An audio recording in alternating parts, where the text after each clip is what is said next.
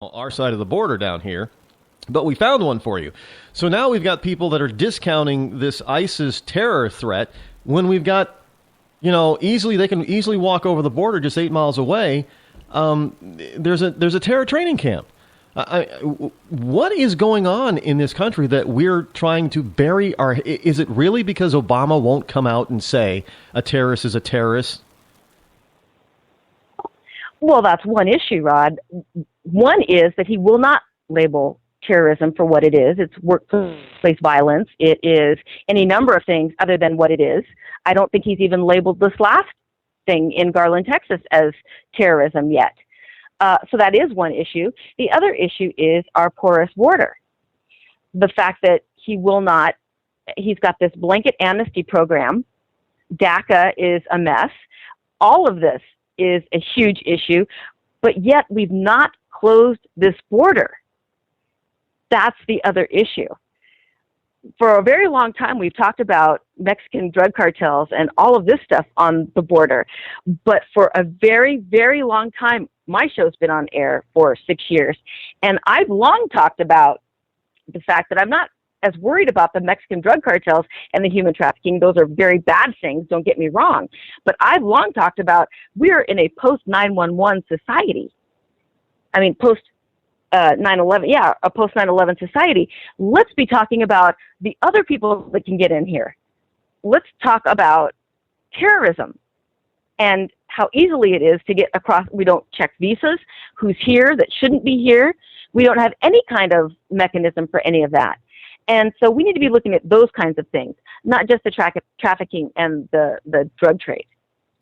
So because we have this wide open southern border, and then whenever you have a particular state like Arizona or Texas who tries to move to close it, they get sued by our current Justice Department. So this whole it's not surprising that there was an attempted attack down. Well, it's not even an attempt. They succeeded in attacking. The only problem for them was that nobody but the two who were attacking ended up dying. I don't know if the administration is going to assume that an attack, it's going to be an attack if an American dies versus it not being an attack because an American doesn't die.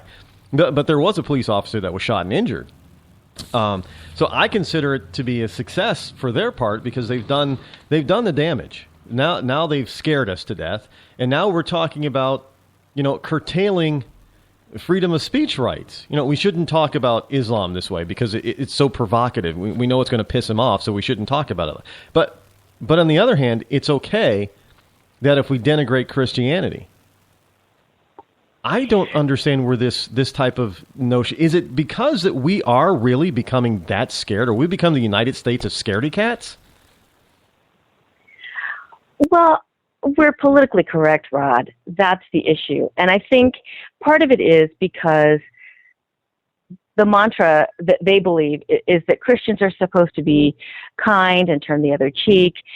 They see the Jesus that is portrayed in the Bible of, they equate it that meekness is a doormat.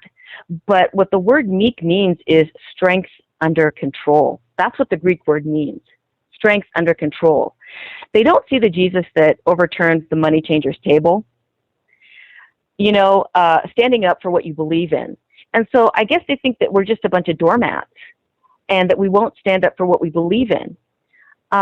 So it's kind of this politically correct environment where when you see people being beheaded, when you see a group of people who have a religious belief that will stand up for their religious beliefs, regardless of how misguided we may feel those religious beliefs are when we talk about this extreme faction of Islam, they will stand up for their beliefs. They will say that we think that this is such and such and that we believe this and we should have Sharia law and we should have this.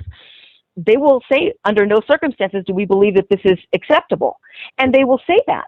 But Christians, on the other hand, are maybe not as vocal as we should be. And I think that that's a mistake for us to not be as vocal as we ought to be. We don't vote for things the way we ought to vote for things, and we are not as vocal for things as we ought to be. And I think that's where we have been mistaken at times.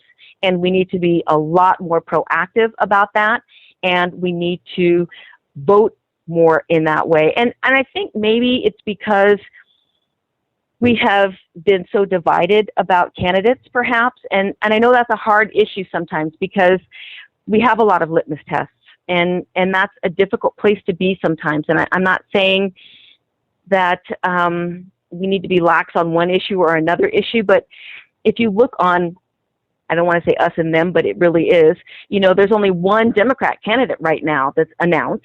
We expect that there'll be others, but so far there's only been one that's announced, and we have how many, 4 or 5 that have been announced on the Republican side.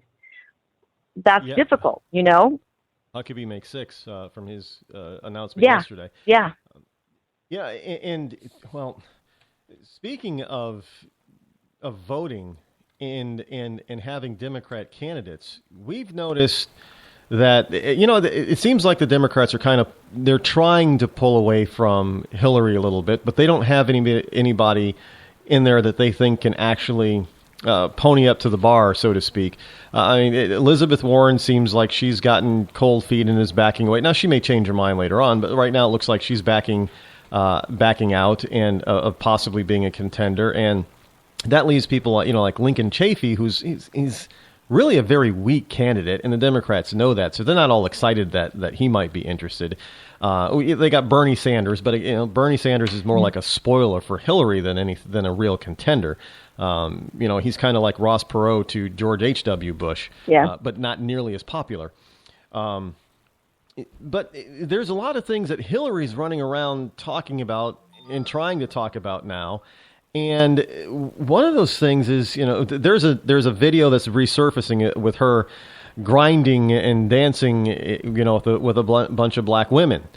And she actually talked about a little bit about what happened in Baltimore. And now, as you know, we've got, Loretta Lynch is in Baltimore and trying to see what she can do to help out the problem. But she talked about that the very policies that her husband put in place. Now, she didn't say her husband put these in place, but the very policies that her husband put in place was the problem. But if you look at Baltimore is a predominantly black populated city that is predominantly run by black officials, and yet everybody's screaming that there's systemic racism in Baltimore. And it's due to certain policies that black people in Baltimore, black leaders, have put in place. So why is it a white person's fault what happens in Baltimore? Well, but that's just the Democrat way, isn't it? It's George W. Bush's fault. I expect to hear that any day, don't you? I'm surprised you haven't already said it. Yeah. That's the way that people have always phrased things. It's always, I read something the other day where President Obama was trying to blame what happened in Baltimore on the Republicans, why they won't enact any of his agenda. Well, how is that going to help Baltimore? In fact, if Baltimore were to enact any of the Republicans' agenda, it would probably help Baltimore. Why wouldn't free market principles help Baltimore? Why wouldn't limited government help Baltimore? Baltimore's been under Democrat, as you alluded to, Baltimore's been under Democrat rule for how many generations? In fact, it was only this last election cycle that they finally gotten a Republican governor in the state. So I don't understand, as you said, how this can be anyone's fault other than the Democrats. I don't, it is beyond me. Well, I do know. I think it has to do a lot with, Democrats, liberals cannot take responsibility for their own actions. And they're making excuses for their constituency and for themselves. The mayor, she actually said, now let's be, I'm trying to be fair with her. Now, she actually said that she's giving them room to destroy when the riots first started. Now, granted, maybe she was nervous, and maybe that's not exactly what she meant. But to go on the air the next day and to clarify what she said, instead of saying, you know what, I misspoke, that is not what I meant to say, what I meant was this, she went on to say, I didn't say that. And there's the tape. I mean, why aren't black people, why aren't African Americans, why aren't they down there demanding, seeing this kind of hypocrisy, why aren't they demanding some change from their own leadership? I'm at a loss, because when you look at somebody who says one thing and they're on tape and it's all over the place one day, and then she says something totally different. I didn't say that. She lies about it blatantly, and they still accept her. I don't understand that. Well, we're not really good at doing that, though, right? I mean, because if you look at and my daughter, who is now 13, is very upset about this, because she listens to my radio show a lot. She hears when I go on my rant, because I'm not very quiet about it. She hears me, when I'm screaming at the top of my lungs going on a rant, and she asks me about it later. Mom, what did you mean by this? And, we talk about affirmative action. And I tell her, I told her about the case where the police officers, where they sued because they had to take a test, and the black officers got a dummied down version of the test, and she was outraged by this because she thought, they don't think we're smart enough to take the same test as the other officers? And she was outraged by that. And so there's this sense of entitlement that, we have to take a dumbed down version of something. And so I think it's that kind of mentality where, someone gets a pass for something. And so, it's that sort of mentality. And so you get a pass for that. I don't know. There's just something about that. So to have to go back and eat your words, it's almost like that. I always say it's like that skit with Eddie Murphy, where he dressed up as the white guy. And he goes around and sees what it's like being white. And he gets the newspaper and like, go ahead, take it. What are you doing? Put your money on the counter. Go ahead, take it. You get you get this pass for everything now. And it just seems like that's what it is, that there's a different standard for people when you're black, and there's a different standard when you're white. And so you just don't have to do anything. And so everything, it's like the swoosh effect. When you stand in front of the doors at Safeway, it's like whoosh, everything, everything just wipes away. It's whoosh. I don't know. It just goes away. Yeah, it just sort of gets. It's a change. It's the change in mentality. Well, for instance, when it comes to education, you alluded to this, that there's a different standard, simply because there's a different standard that the government would like to see put in place for employment once African Americans become adults.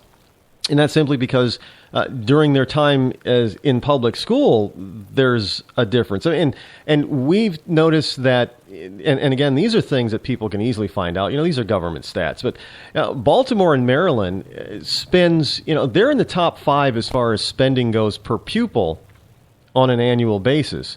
Washington, D.C. is the highest in the nation, and it's the worst school district in the nation. And Baltimore is in the top 5 as far as spending goes. And I thought I saw something where it was like $9,000 per year per student. But they're testing at the bottom in this country. And as a country, we're testing at the bottom in the world. So, and who's got hold of the educational system, especially in our major cities, is Democrats and their Democratic union buddies. So I don't see where there's been any change, and I'm not. Maybe you can help me out. I don't know what they're looking to change in Baltimore. I don't know. They're not being very clear about it. They just say, cop brutality. Okay, so you get nothing but black cops in there. You get all these police that are now beholden to the federal government. Now what? What's that going to stop? There's still going to be crime. Well, you talk about the teachers' unions, or you talk about they have all this money that's dumped on per student, but you have to look at where is that money going.